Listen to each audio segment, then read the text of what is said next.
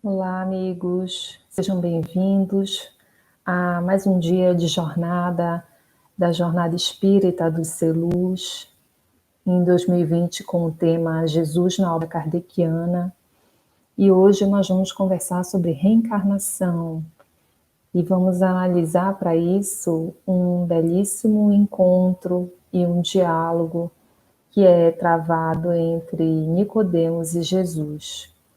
Então, ele está narrado no Evangelho de João, no capítulo 3, versículo 1 a 21. Então, vamos realizar essa viagem juntos e vamos, para iniciar, ler uma mensagem e fazer a nossa oração. Do livro De Mãos Dadas, pelo Espírito Camilo Chaves, psicografia de Giva Oliveira. Faze o bem. Bendize a dor que hoje te vergasta a alma, agindo e trabalhando para que ela se transforme no bem de amanhã. Se já sabes que o ontem determina o hoje e o presente condiciona o futuro, na estrada da responsabilidade e do progresso, começa agora a plantar um chão de flores para os teus passos, na caminhada à frente. Lembra-te de que cada ato que teu pensamento libera é instrumento de tua paz ou de tua dor, nas contas que Deus vai inscrevendo no curso de tua vida imortal. Faze o bem e o bem te libertará. Vamos orar. Senhor da vida, Pai de todos nós, te pedimos, Senhor, a tua bênção para nós neste momento.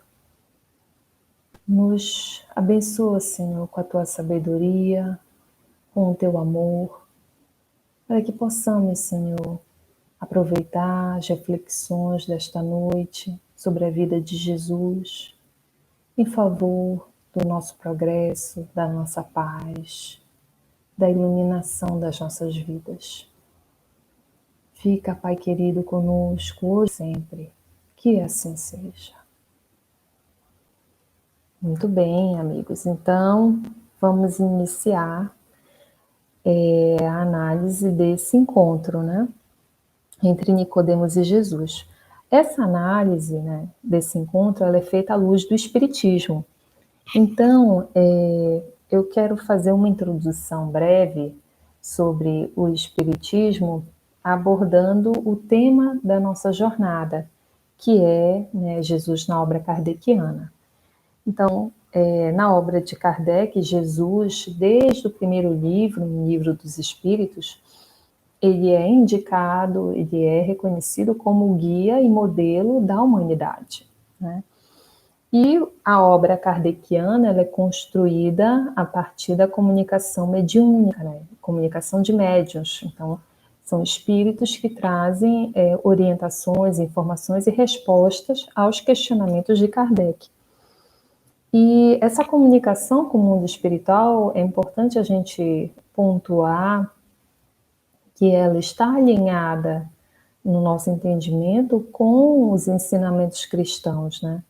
Porque é um ponto muito criticado no Espiritismo por outras religiões, né? Em razão de que Moisés, no Velho Testamento, condenou a comunicação com os espíritos. Mas Jesus, quando vem, né, a seu tempo, ele informa, né? Eu não vim destruir a lei, mas dar-lhe cumprimento. Então, tudo aquilo que devia permanecer, Jesus confirmou, e aquilo que não devia permanecer, Jesus corrigiu. Então, por exemplo, quando ele fala em determinado momento, ouviste o que foi dito, né? Olho por olho, dente por dente. Eu, porém, vos digo, amai os vossos inimigos. Então, ele vem e corrige esse entendimento que essa orientação de Moisés, ela estava dentro de um contexto, né, daquela comunidade onde Moisés vivia. Mas a lei de Talião, né, olho por olho, dente por dente, ela é de cumprimento, ela tem a ver com a lei de causa e efeito, mas Não que nós vamos dar cumprimento à lei, porque só existe um juiz, né, que é Deus.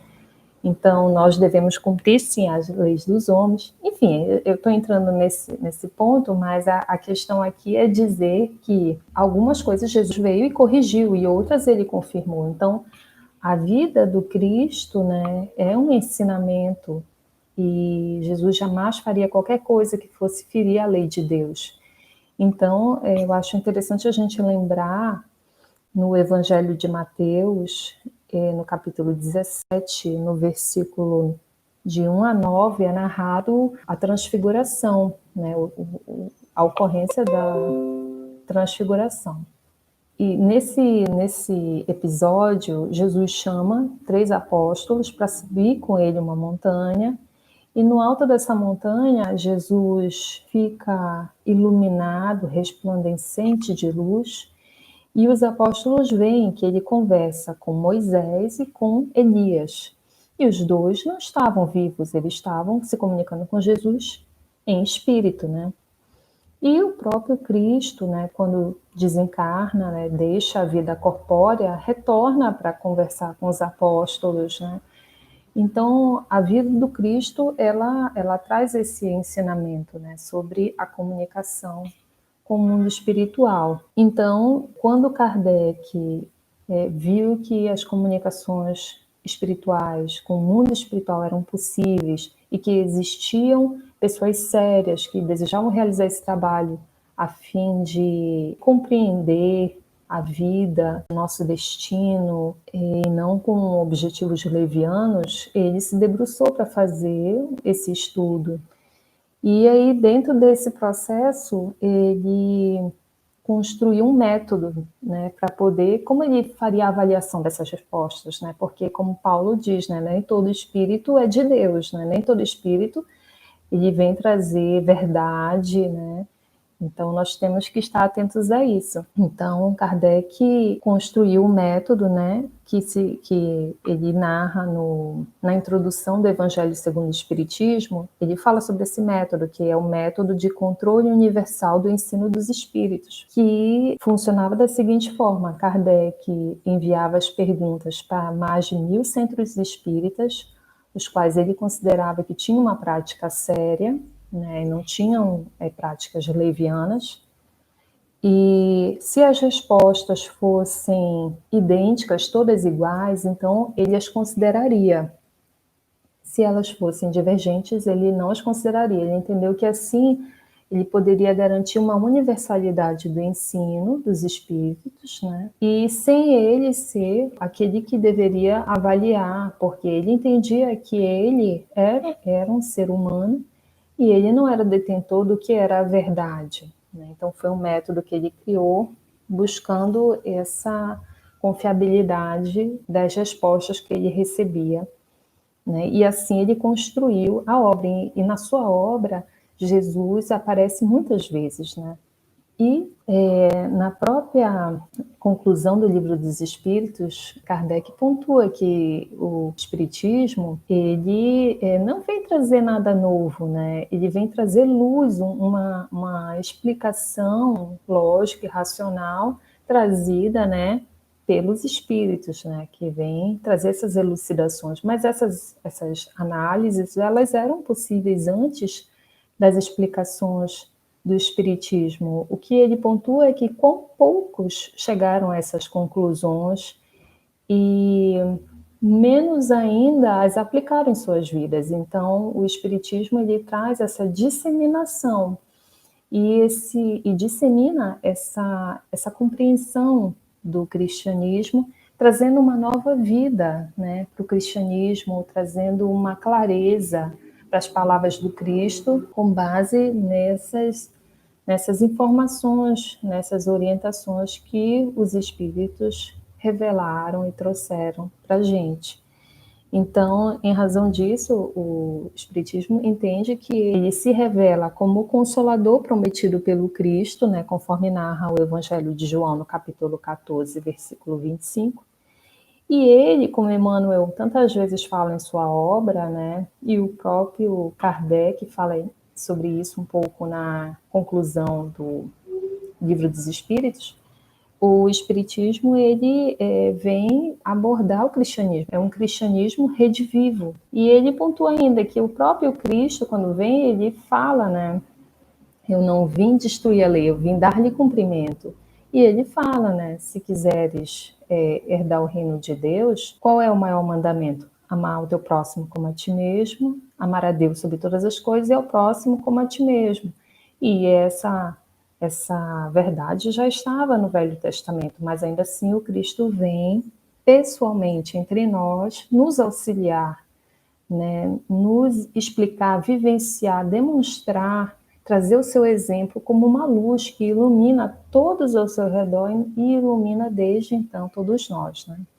Então é com esse olhar do Espiritismo, do que é o Espiritismo, que nós vamos analisar esse diálogo entre Nicodemos e Jesus, que é um diálogo que fala da reencarnação, né, como a gente vai analisar aqui. Existem muitas formas de ler, né, de interpretar, existem muitas interpretações sobre esse diálogo que a gente vai tratar aqui, e eu acho interessante pontuar que tem um determinado momento no Evangelho que o Cristo é questionado por um doutor da lei, né, qual o maior mandamento? E o Cristo responde, o que está escrito na lei?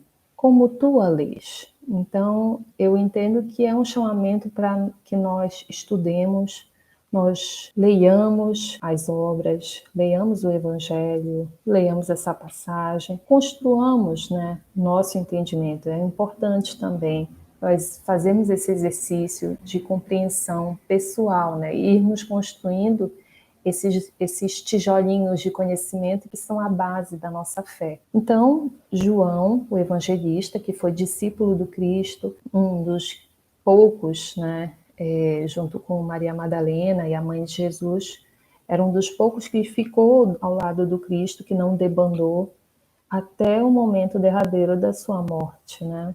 Então, João vem narrar para a gente, ele inicia da seguinte forma. E havia entre os fariseus um homem chamado Nicodemos, príncipe dos judeus. Né? Fariseus eram estudiosos da lei mosaica, da lei judaica. Né? Nicodemos fazia parte do Sinédrio, que era uma cúpula de sábios, estudiosos da lei, e eles tinham uma influência política naquela comunidade judaica.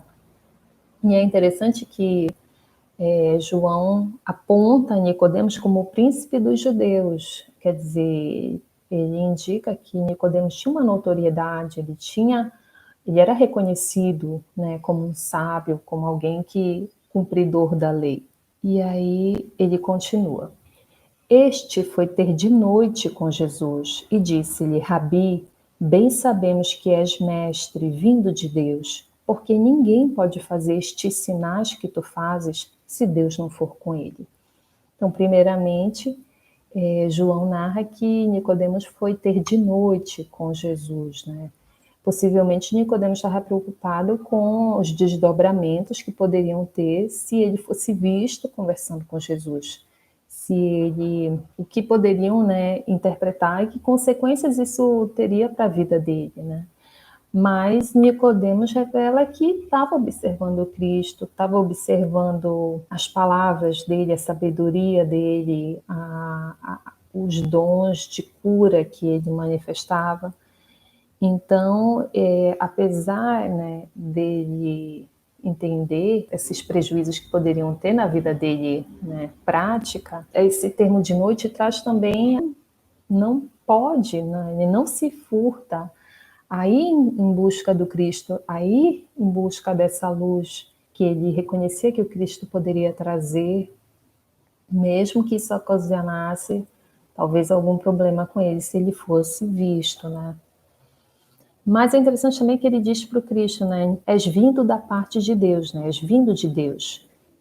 Deus é contigo, porque tu tens esses sinais. Então, Nicodemos ele traz uma percepção de que Jesus ele tinha privilégios de Deus, ele tinha dons de Deus, que ele era que Deus estava com ele, como se Deus não estivesse, talvez, da mesma forma com todos, né? Como se Jesus fosse um filho em destaque, que foi destacado por Deus, né?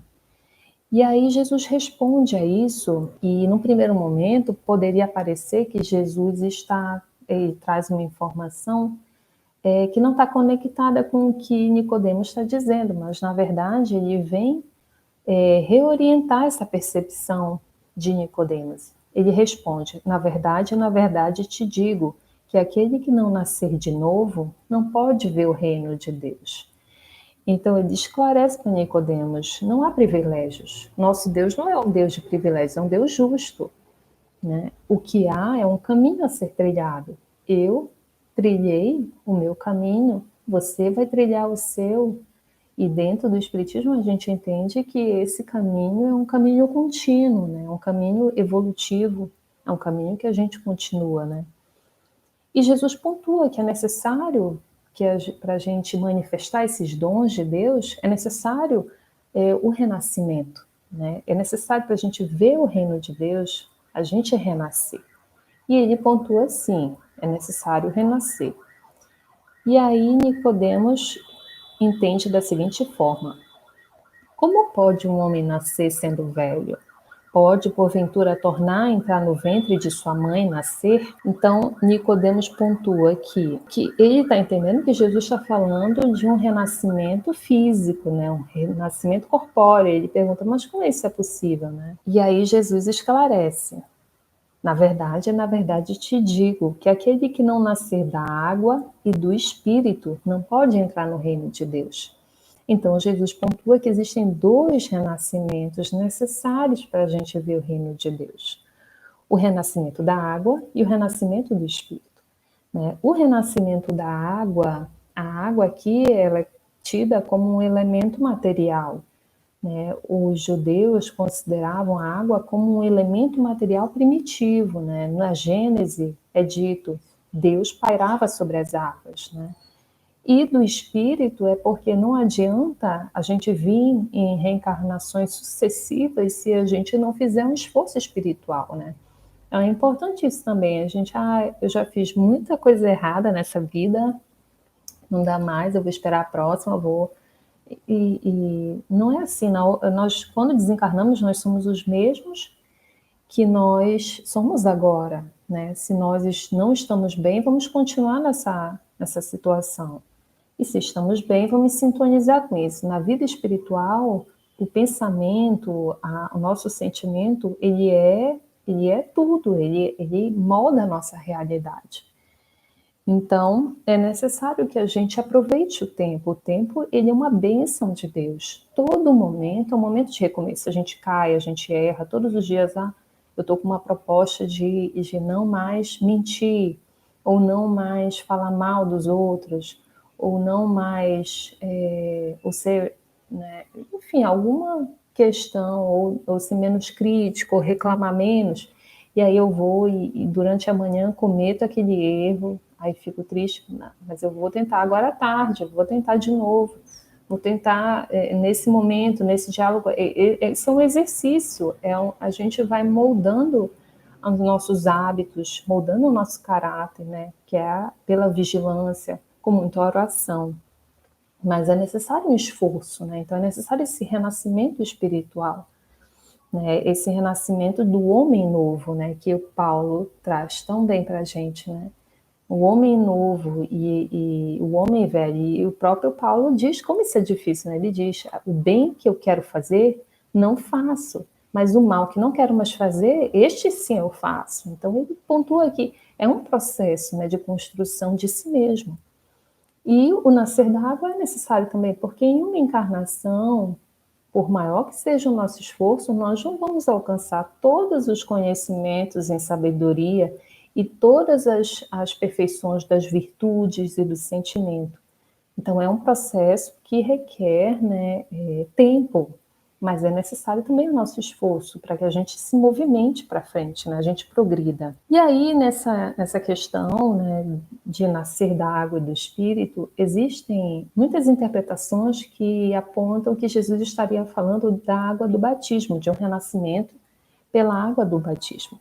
Mas na sequência do diálogo, Jesus vem deixar claro sobre o que ele está falando, né? Então Jesus continua: O que é nascido da carne é carne, e o que é nascido do espírito é espírito. Então, ele é muito claro no que ele está falando, né? Que a água, ele está se referindo à carne, ao corpo físico, à matéria. E o espírito, ele pontua que tem uma origem diversa, né? A origem da carne é uma, a origem espiritual é outra. E aí Jesus entende que o que ele está falando é algo que Nicodemos não estava esperando. Então ele pontua: não te maravilhes de te ter dito, necessário vos é nascer de novo. E aí ele faz uma belíssima fala, poética até, sobre a vida espiritual. Ele coloca: o vento sopra onde quer e ouves a sua voz, mas não sabes de onde vem, nem para onde vai. Assim é todo aquele que é nascido do Espírito.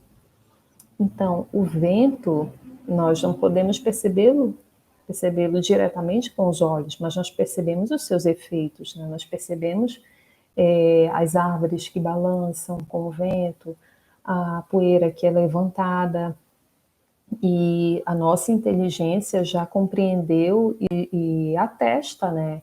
Mede o vento. Então, da mesma forma, eu entendo que nós podemos e devemos analisar o espírito, né? Porque analisar o espírito envolve a nossa vida, envolve a vida humana, envolve a gente analisar o aspecto do nosso desencarne, da morte, né? Que às vezes nós podemos estar vivendo, ignorando ou negando essa situação que nós iremos enfrentar, que é a morte do corpo físico, né? Então, acho interessante a gente analisar esse aspecto, né, espiritual da vida. E aí, nessa análise, usando a nossa inteligência, nós podemos analisar alguns elementos interessantes para tentar compreendermos ou percebermos, né? Todos nós temos experiências, temos observações, situações que envolvem essa realidade espiritual, né? Os nossos próprios sonhos, eles trazem muitas informações para a gente, né? Eu até considero que o sonho, ele fala muito, ele nos revela muito sobre nós mesmos, né? Às vezes, no nosso sonho, a gente revela para nós mesmos fraquezas que achávamos que estávamos superados, ou dificuldades. E é interessante quando a gente acorda, a gente fazer a reflexão, mas o que eu gostaria de ter feito nessa situação? E também nos prepararmos para o sono, rogando o auxílio dos nossos anjos guardiões, dos nossos espíritos protetores, para nós sintonizarmos com o bem, né? E não com o bem que nós queremos viver, que nós desejamos compartilhar, e não com o mal que ainda nós trazemos as marcas em nós, né? Algumas situações eu gostaria de tratar sobre essa questão da vida espiritual. Uma que eu quero falar com vocês é sobre a memória de crianças pequenas de vidas passadas. E tem, na Universidade de Virgínia, nos Estados Unidos, é feito um estudo científico bem interessante sobre essas crianças que têm essas memórias.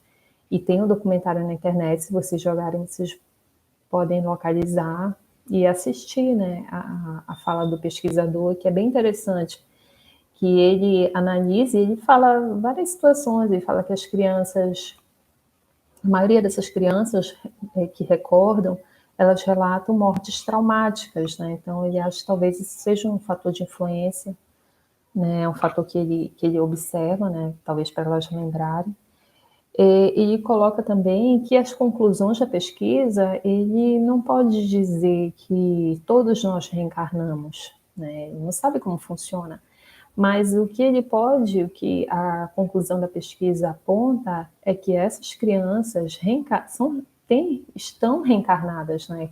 Que os dados que as crianças trazem, a conclusão lógica é a reencarnação delas, né?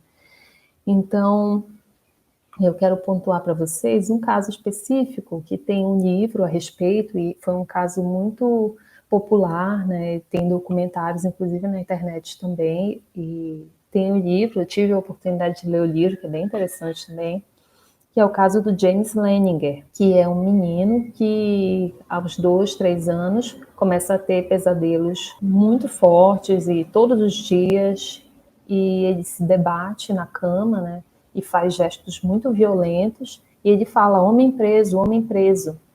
E a mãe fica muito assustada com aquilo, e ela procura especialistas e não consegue ajuda, não consegue melhorar.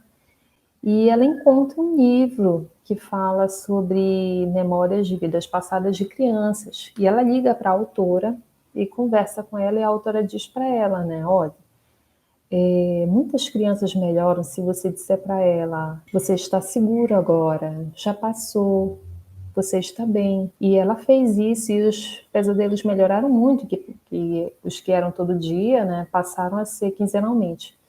Mas James, o menino, também, ele durante o dia começou a falar sobre essas lembranças, né? Saiu só do campo do sonho. Então, um belo dia ele fala para a mãe: mãe, é assim que o homem fica, é assim que o homem fica. Ele está tentando sair. E ela pergunta: quem está tentando sair? Quem é esse homem? E aí ele fala: eu, sou eu. E aí ele começa a narrar essa lembrança da vida passada. Ele fala que ele era piloto de avião, fala qual era eu não sei como é que diz, marca, né?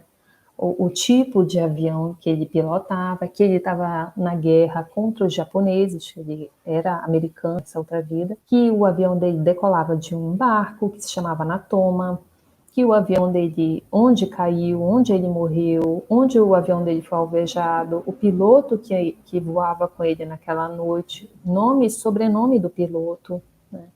Então ele começou a trazer muitos elementos. E aí o pai, a mãe já estava mais tranquila, ela era uma pessoa mais aberta. Mas o pai ficou muito intrigado, incomodado com aquilo, porque aquilo se chocava com a compreensão dele da vida, né? Ele era um cristão conservador. Ele começou a pesquisar e, para surpresa dele, tudo batia. Tudo, tudo, tudo. E aí é bem interessante porque depois que eles resolvem falar, né, abertamente sobre a situação, o James ele conhece os veteranos de guerra que se reúnem, os que ainda estão vivos, porque James, essa memória do James foi 60 anos antes, né?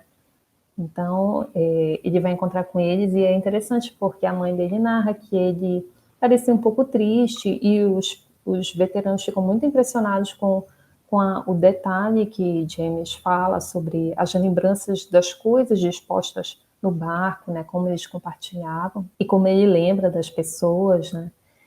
E aí, mas a mãe percebe que ele está triste nessa reunião e ela pergunta: o que está acontecendo, filho? E ele diz: eles estão muito velhos, né? Na lembrança dele, eles eram jovens, né? Ele não imaginava que eles estavam velhos, né?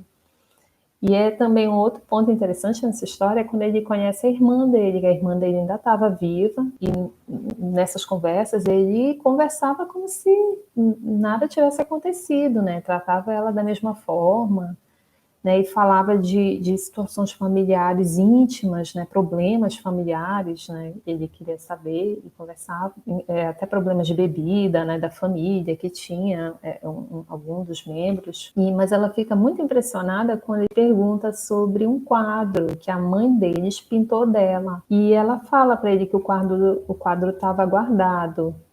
Mas o que ela fala é que ela ficou muito impressionada porque só tinha uma pessoa viva que sabia desse quadro e era ela mesma. Então, é um caso muito interessante, né? E vocês podem conferir na internet, tem o documentário, né? Quem quiser ler o livro e também ver o que o pesquisador da universidade fala, né? Outra situação interessante a gente compreender a vida espiritual, né, e a reencarnação, são as informações trazidas pela mediunidade de Chico Xavier, né, que foi um importante médium brasileiro, um fenômeno, né, escreveu mais de 400 livros psicografados, muitos livros de poesia, poesias de diferentes estilos, com diferentes autores, muitas obras, muitos romances, né?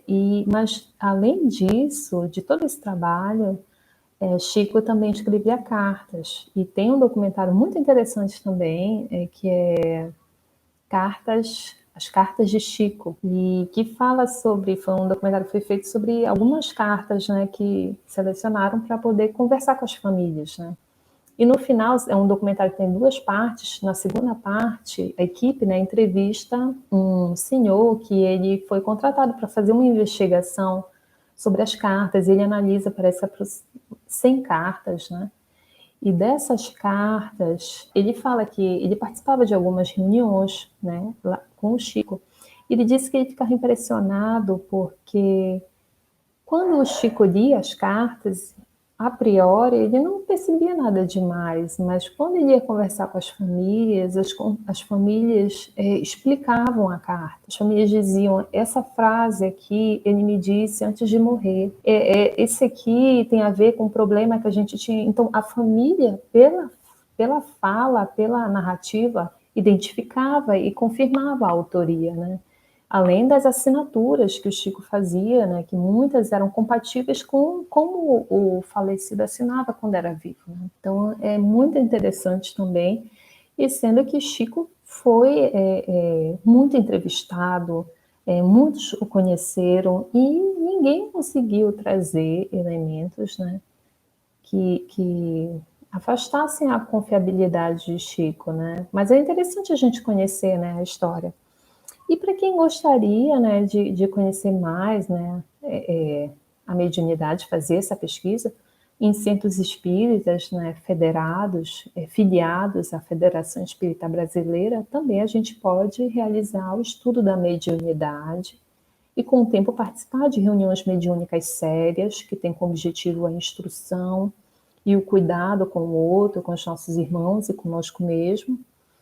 E a gente também ter essa experiência para poder chegar às nossas conclusões. Sendo que também eu acho interessante que a gente faz esse exercício racional, mas também é importante a gente fazer o exercício emocional, né? Porque se nós reencarnamos, é possível que a gente tenha uma intuição disso, né? Que o nosso espírito, o nosso ser, ele tem uma percepção. Eu acho até interessante nessa questão que algumas pessoas, né, têm curiosidade de saber, né, o que teriam sido em outras vidas, né? Quando ele fala, né, o vento sopra onde quer, não sabe de onde vem. Então, por que a gente não lembra, né? Algumas crianças lembram, algumas pessoas lembram, mas por que todo mundo não lembra? A gente pode entender isso como uma misericórdia de Deus, né? Porque talvez em mundos mais evoluídos, né, os espíritos, as pessoas tem uma lembrança mais clara das suas vidas passadas, mas no nosso mundo, um mundo que ainda é muito marcado pela violência, pelo egoísmo, pelo orgulho, nós estamos aqui numa situação e hoje nós somos a melhor versão de nós mesmos. Então, lembrar daquilo que fizemos poderia ser muito doloroso. Poderia ser muito difícil viver com essas lembranças. Imaginem que se né, na presente vida, às vezes a gente lidar com a lembrança dos nossos erros dessa vida é difícil, imagine de erros talvez muito graves que nós cometemos no passado. Então, a misericórdia de Deus da gente viver e construir uma história no bem por convicção e não só porque a gente sabe que tem que sanar débitos. Então, até esse amor Deus tem conosco, né? Basicamente isso, né? Que é essa questão da gente não recordar. E eu acho que a gente não recordar, se a gente não recorda, eu acredito que a gente deve ter humildade de entender que não é para lembrar. Mas, para os mais curiosos que quiserem ter uma ideia de quem foram, basta a gente observar nossas preferências, nossos interesses, nossas vontades, nossas fraquezas, nossas dificuldades, que a gente vai ter uma boa noção de quem nós fomos, né? E eu acho interessante pontuar também que, uma vez que a gente concebe a existência de Deus, né, dentro do axioma de todo efeito inteligente tem uma causa inteligente, então, no momento que a gente vê o universo nessa inteligência, nessa amplitude que o homem sequer é capaz ainda de compreender, né, se revela a inteligência de Deus, né, e a sua sabedoria, a sua perfeição. E uma vez que a gente concebe a existência de Deus, então a gente tem que conciliar a obra com o Criador, né? Então, se a gente compreende que Deus é o Deus de amor, de sabedoria, de justiça, misericordioso, que Jesus narra para nós, né? Seria difícil compatibilizar isso com uma ideia de que Deus criou um filho amado para viver uma vida, às vezes, de muita dificuldade, que nós sabemos tem locais no nosso planeta que é muita dificuldade, muito sofrimento, né, material e de várias espécies, social, e às vezes essa pessoa pode cometer erros graves, e ao final da sua vida carnal, ela está condenada a uma eternidade de sofrimento. Então, Deus criaria um filho seu e assistiria um filho seu eternamente criado, eternamente condenado para o sofrimento. O Deus de amor, de misericórdia, que Jesus nos representa tão belamente no Filho Pródigo, faria isso com as suas criaturas amadas, para as quais ele enviou o seu Filho amado, aquele que representa sua vontade, na qual ele confia, em sacrifício por amor a nós, para nos ensinar o caminho. E ele teria essa possibilidade de nos condenar eternamente, né? Ou ele nos daria a oportunidade de recomeçarmos e continuarmos e ser cumprido o que o Cristo nos ensina, né? Que nenhuma ovelha se perderá. Nenhuma ovelha se perderá. Nós todos somos filhos de Deus. Todos nós vamos alcançar o objetivo, a missão, a beleza, a luz, a paz.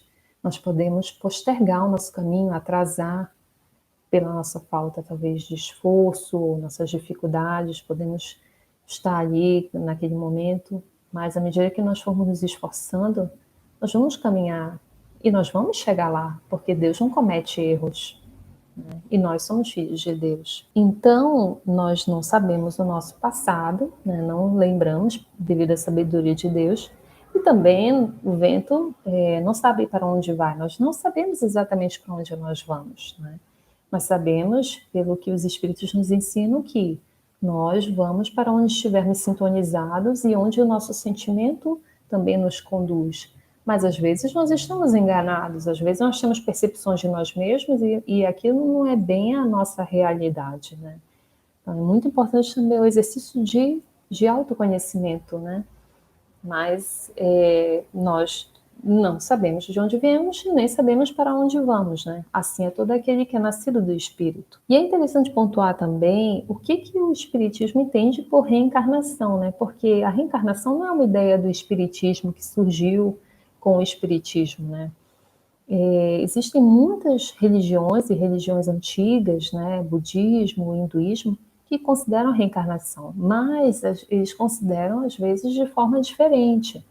Então, é interessante pontuar, porque nas pesquisas que eu fiz, eu observei que alguns falavam que o Espiritismo tinha uma visão sobre como ocorria a encarnação, que não era bem como os espíritos trouxeram as informações para a gente. Então, no Livro dos Espíritos, é esclarecido que a reencarnação, a duração entre encarnações, ela é variável.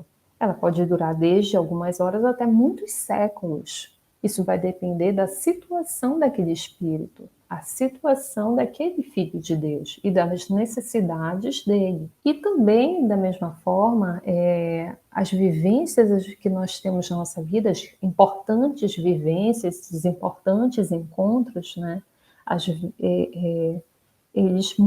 Nós solicitamos e programamos eles durante o nosso planejamento espiritual, né? Em busca da nossa evolução, em favor da nossa jornada evolutiva, né?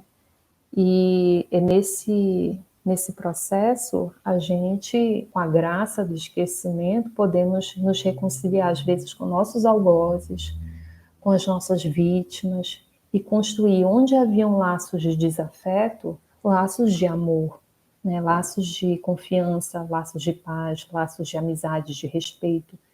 Então, é muito importante a gente lembrar as palavras do Cristo: reconcilia-te enquanto está no caminho, aproveitar essa reconciliação. Nós não encontramos as pessoas à toa, nós não estamos nessa família à toa, nós estamos para fazer a nossa jornada evolutiva, para nos reconciliar, para perdoar, para aprender a amar. Então, Nicodemos, diante dessa pontuação de Jesus, né, que o espírito não sabe de onde vem, não sabe para onde vai, que é necessário o renascimento da água e do espírito, Nicodemos afirma: como pode ser isso? Né? Ele está resistente, ele não está aceitando o que Jesus está dizendo, mas é interessante que ele não está dizendo: ah, Senhor, então é um renascimento puramente espiritual que o Senhor está falando? Não. Ele está entendendo o que o Cristo está dizendo e ele segue a linha da questão dele. Né? Inicialmente ele perguntou: um homem vai renascer de novo? E depois da explicação de Jesus, ele continua: como pode ser isso? Né? Então, ele indica que a linha de raciocínio é essa mesma. É necessária a reencarnação no corpo e o renascimento espiritual também. E Jesus responde: tu és mestre de Israel e não sabes isto? Você está dizendo, isso que eu estou lhe dizendo, você poderia ter deduzido estudando a lei que você estuda, estudando o Velho Testamento, estudando a lei mosaica, né? E no capítulo 4 do Evangelho segundo o Espiritismo, Kardec, ele trata sobre essa necessidade de nascer de novo, sobre esse ponto, né, do ensinamento cristão. E ele apresenta uma análise do livro de Jó, ele apresenta uma análise do livro de Isaías, de alguns pontos desse livro, inclusive ele faz um debate sobre as traduções. E ele traz a compreensão dele de que já estava anunciada a reencarnação naqueles livros. Mas eu quero trazer para vocês um trecho que também é tratado pelo Kardec, mas no Livro dos Espíritos ele fala sobre esse episódio, que é o anúncio da vinda de Elias, que é anunciado no livro de Malaquias, que é do Velho Testamento. Malaquias era um profeta. É um livro pequeno de 4 capítulos, e no último capítulo, capítulo 4, ele faz o anúncio da necessidade do retorno de Elias. Então, retornar a Elias, o que era retornar a Elias? Né? Se você se debruçasse sobre isso, né, você poderia concluir a necessidade da reencarnação. E o povo da época do Cristo tinha a noção da reencarnação, da necessidade da reencarnação. Né? Quando Jesus pergunta aos apóstolos: quem o povo diz que eu sou? E os apóstolos dizem: uns dizem que és Elias, outros que é João Batista. João Batista foi contemporâneo ao Cristo, quer dizer, o povo não sabia como é que acontecia, né? Será que Jesus é 2 pessoas ao mesmo tempo? Será que agora ele se tornou uma? E depois ele diz: e alguns outros dizem que tu és um dos profetas que voltou. Então, na compreensão da população da época, já tinha a percepção dessa possibilidade de retorno, e eles percebiam isso no Velho Testamento, né? Até mesmo quando... perdão, fica dando o aviso aqui.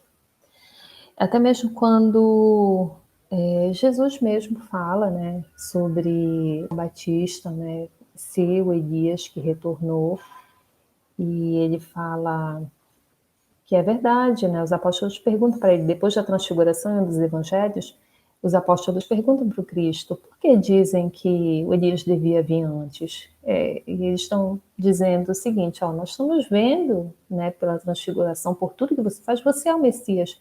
Então, cadê Elias? Né? Elias não devia vir antes? E Jesus diz: é verdade que Elias devia vir antes, mas Elias já veio e vocês não reconheceram. E aí os apóstolos entendem que ele está falando de João Batista. Né? Então tem trechos em que Jesus, outros trechos em que ele vai revelar a reencarnação, né? E principalmente quando ele fala de Elias, né? E esse retorno dele como João Batista. E aí Jesus pergunta para ele: então você não sabe disso, você é mestre de Israel e você não sabe disso? E aí Jesus continua: Na verdade te digo que nós dizemos o que sabemos e testificamos o que vimos, e não aceitais o nosso testemunho. Quer dizer, Jesus está dizendo, eu não estou falando de teorias para você. Eu estou falando do que eu sei. Eu estou falando do que eu vi. E você não está acreditando em mim. Você não está acreditando. E aí Jesus coloca, se vos falei de coisas terrestres e não crestes, como crereis se vos falar das celestiais? Então Jesus está dizendo, se eu estou lhe contando, lhe explicando como opera a lei divina entre os homens encarnados, e você não está aceitando, não está crendo, como é que você vai compreender se eu lhe falar da vida espiritual? Se eu lhe falar como ocorre a vida espiritual? Quer dizer, era algo que ele ainda não tinha condição de alcançar. E aí Jesus continua elucidando Nicodemos. Ora, ninguém subiu ao céu, senão que desceu do céu, o Filho do Homem que está no céu. Então ele está dizendo, ninguém subiu ao céu, ninguém subiu às esferas superiores, senão o que desceu do céu, o que veio para as encarnações sucessivas ser provado e evoluir e encontrar e se perceber para crescer. Senão o que desceu do céu, o Filho do Homem. O Filho do Homem, Jesus falava de si mesmo, mas o Filho do Homem é a humanidade, né?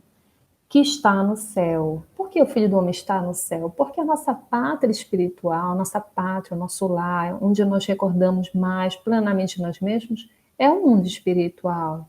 É onde nós estamos. Aqui nós viemos para cá, né? Tem uma fala que é interessante que é nós somos seres espirituais em momentos encarnatórios, né? Mas nós somos seres espirituais, né? E aí Jesus faz essa pontuação.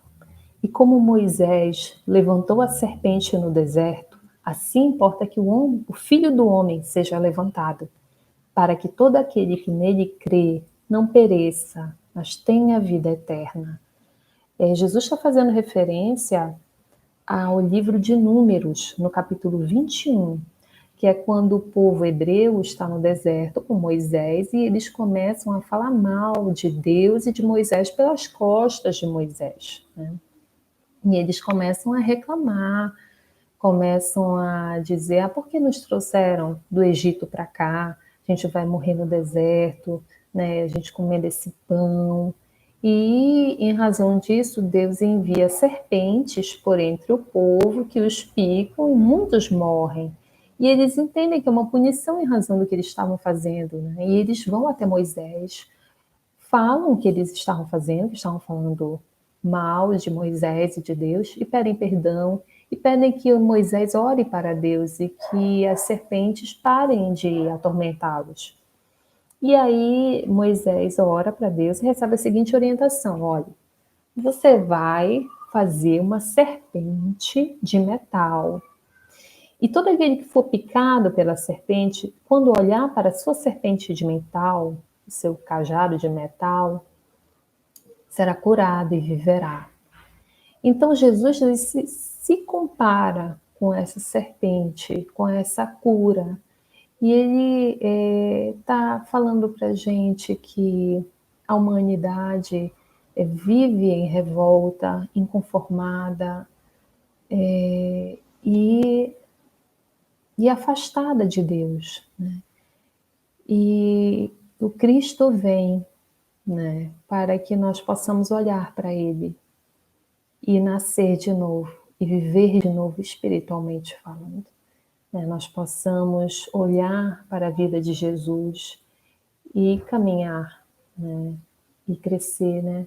Porque há tanto tempo, né, Jesus nos chama e ele veio pessoalmente descendo das esferas resplandecentes onde ele deve viver com outros anjos e um anjo, governador espiritual de um planeta, veio viver entre nós por amor de Deus por nós e dele por nós. Então, Jesus continua, porque Deus enviou o seu Filho ao mundo, não para que condenasse o mundo, mas para que o mundo fosse salvo por ele. Então, a vida de Jesus é uma vida de amor, né? Jesus, ele se coloca e explica que ele é o Cordeiro de Deus, né? Quando Jesus fala, né, que Deus enviou o seu Filho, porque o seu Filho, Deus é Pai de todos nós, mas Jesus é o Filho em que Deus se compraz, é o Filho que cumpre a sua vontade, é o Filho que o ama, é o Filho que realiza, no qual o Pai pode confiar plenamente na execução da sua vontade, é o Filho de coração puro, que faz o bem. Então, ele é o seu filho, e daí, às vezes, ser chamado também filho unigênito, né? Porque ele é esse filho, né? E é esse filho que Deus envia para realizar um sacrifício por amor aos filhos que estão perdidos, né? Que estão se debatendo e que estão se comprazendo nas trevas, né? Que não ainda conseguiram caminhar para a luz, né? E Jesus, ele pontua isso, né? Ele diz: quem crê nele não é condenado, mas quem não crê já está condenado, porquanto não crê no nome do unigênito Filho de Deus. Né? Quem crê em Jesus é acreditar no amor, né? É acreditar na solidariedade, é acreditar no bem, né? O bom samaritano que Jesus aponta, né, como sendo cumpridor da lei de Deus, ele era samaritano, mas ele tinha compaixão. Então, crer em Deus é crer na bondade, crer em Jesus, filho, né, mestre, nosso mestre querido, é você crer no bem, né? E qual é a condenação de quem não crê em Jesus, né? De quem não crê em Deus, de quem não crê nessa mensagem tão bela que Jesus nos oportuniza? Que a luz veio ao mundo e os homens amaram mais as trevas do que a luz, porque as suas obras eram más. Então, há 2000 anos, Jesus nos chama. E nós, muitas vezes, temos preferido caminhar em trevas. Não estávamos, talvez, compreendendo, ou interessados, ou atentos, ou dispostos. Então, de refletirmos, né, para caminharmos para a luz, né? E aí ele fala, por que não caminham para a luz, né? Eu fiquei pensando, poxa, mas quem é que quer ficar em trevas? Quem é que quer ficar no sofrimento, né?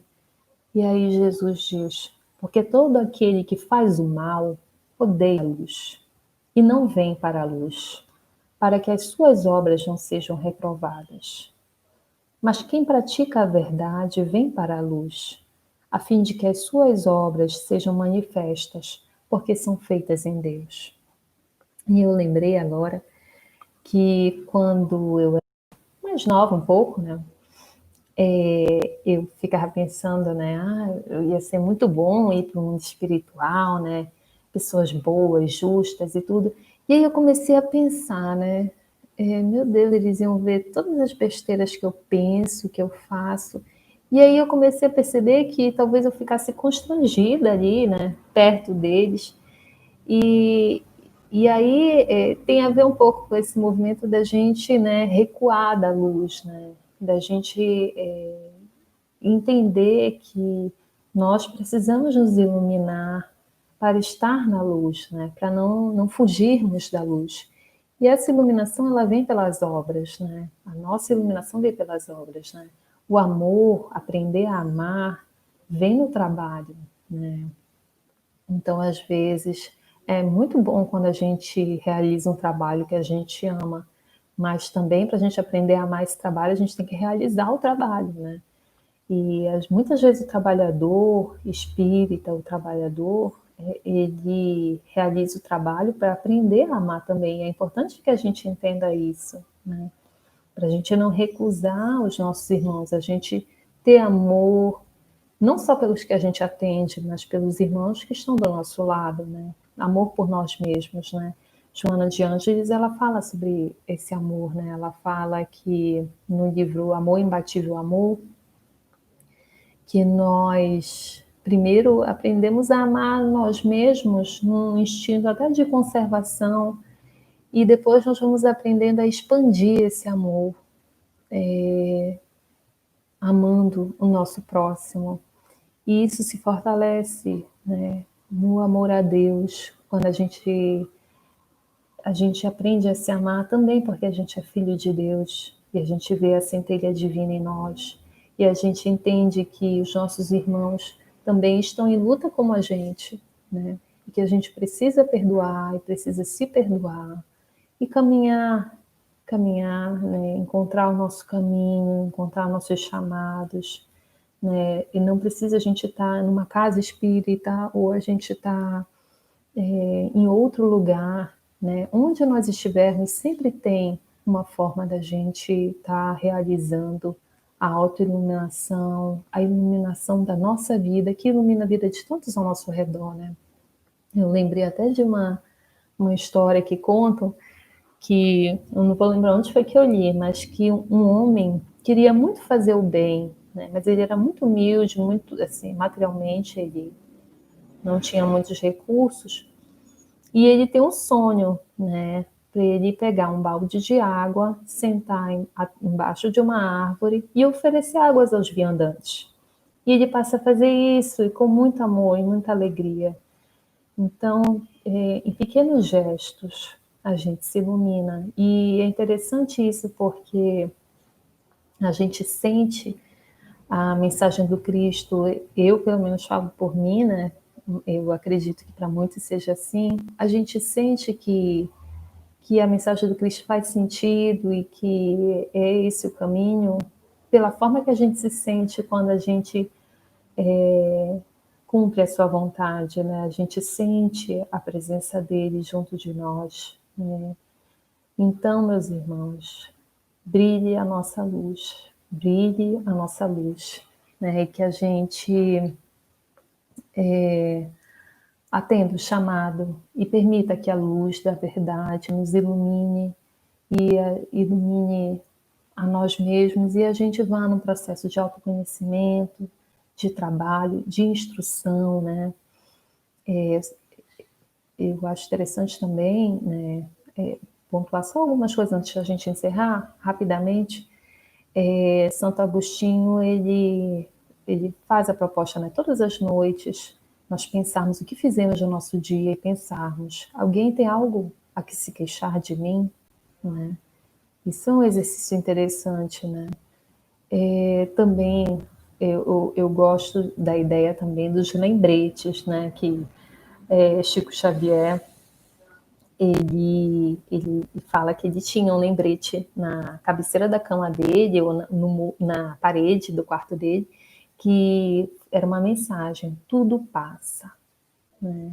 Só não passa mesmo o amor de Deus, mas na mensagem que ele estava lá era tudo passa. E, eu tenho aqui em casa uma mensagem, eu tenho orar e vigiar, que eu acho que é importante, né? Então, esses lembretes mentais. Eu tenho também um que fala, se eu não me engano, de Abigail para Paulo de Tarso, né? Ama, espera, trabalha, perdoa. Ama, espera, trabalha, perdoa, né? Então, a gente procurar também as nossas mensagens para a gente caminhar, que passo a gente vai dar, o que a gente precisa melhorar, né? E escolher as nossos caminhos, né? Joana de Ângeles, ela fala em uma das mensagens que as maiores batalhas do ser humano são travadas no silêncio da sua intimidade, né? Que é esse homem velho e essa renovação que a gente busca, né? A reencarnação, ela é o amor de Deus conosco, ela nos permite compreender o amor de Deus com todas as suas criaturas, mas é importante que nós atendamos o chamado, né?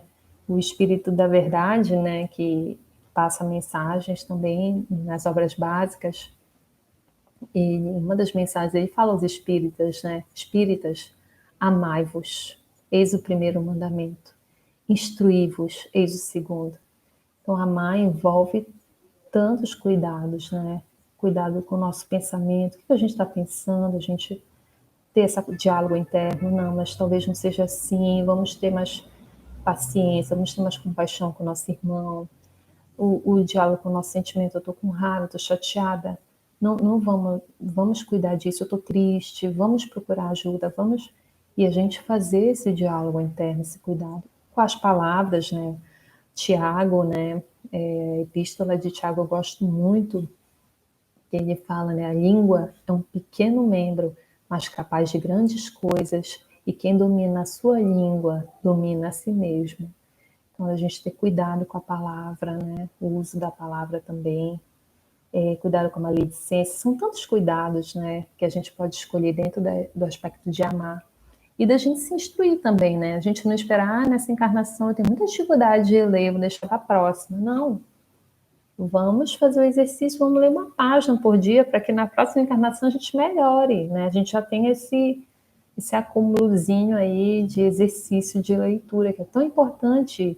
Emmanuel fala, né, que o estudo, a leitura, ele, ele nos espiritualiza, né? Ele abre canais de comunicação, de orientação, de intuição para nós. Então, meus irmãos, vamos buscar fazer a nossa luz brilhar e atender ao chamado do Cristo e caminhar, fazer a nossa caminhada para Ele, né? Buscando nos amar para que sejamos reconhecidos e dignos de sermos chamados também de filhos de Deus, né? Então, vamos fazer a nossa oração final, fechar os nossos olhos. Deus, nosso Pai, obrigada, Senhor, pelas reflexões deste dia. Obrigado pela vida do Cristo, nosso amado Mestre. E te pedimos, Senhor, que a tua bênção se faça sobre cada um de nós, sobre o nosso planeta, e que o amor, Senhor, seja cada vez mais uma realidade em nossos corações, em nossas mentes, na forma que olhamos a vida, que falamos, que escutamos, que sentimos, Senhor. Que aprendamos a amar, iluminando a nós mesmos e ao mundo, hoje e sempre, Pai querido. Que assim seja. Muito obrigada, queridos. Uma boa noite. Fiquem com Deus.